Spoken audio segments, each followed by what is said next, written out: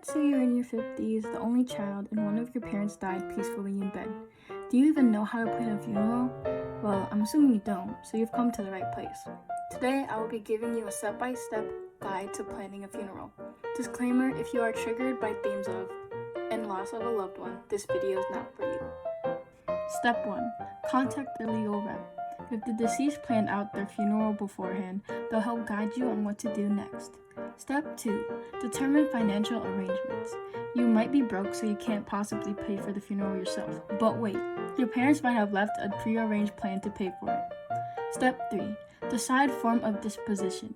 If your parent didn't decide beforehand, it's in your hands if they should be buried, cremated, or whatever else. Step 4. Choose a funeral home or not, and service.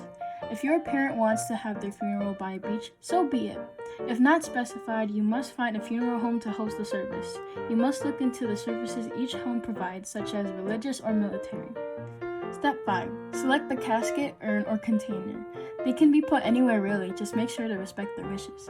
Step 6. Plan their outfit. Make sure to dress them nicely, including their personalized jewelry like a ring. Step 7. Prepare grave arrangements. If they are being buried, make sure to contact a cemetery to reserve a spot. Step 8.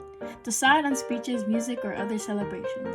This is important so your loved one can be sent off properly. That's basically it. Thank you for watching.